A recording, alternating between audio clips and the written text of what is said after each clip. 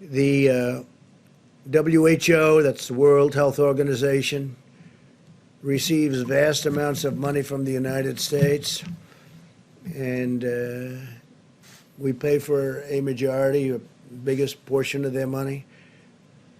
And they actually criticized and disagreed with my travel ban at the time I did it. And they were wrong. They've been wrong about a lot of things. And they had a lot of information early, and they didn't want to, they seemed to be very China-centric.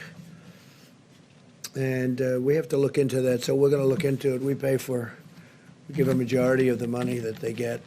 And it's much more than the 58 million dollars is a small portion of what they've gotten over the years. Sometimes they get much more than that. Sometimes it's for programs that they're doing, and it's much bigger numbers. And if the programs are good, that's great as far as we're concerned. But we want to look into it. World Health Organization, because they really are.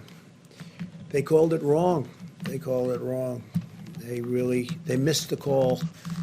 They could have called it months earlier. They would have known, and they should have known, and they probably did know. So we'll be looking into that very carefully, and we're going to put a hold on money spent to the WHO. We're going to put a very powerful hold on it, and we're going to see. It's a great thing if it works, but when they call every shot wrong, that's no good. With regard to us, they're taking a lot of heat because they didn't want the borders closed. They called it wrong. They really called, I would say, every aspect of it wrong. So it's until the funding freeze I'm not happy about it. Look, we fund it. Take a look. I mean, go through step by step. They said there's no big deal, there's no big problem, there's no nothing. And then ultimately, when I closed it down, they actually said that I made a mistake in closing it down, and it turned out to be right. But at the time, they did that. So we're just going to take a look at it. We fund it, and they seem to be.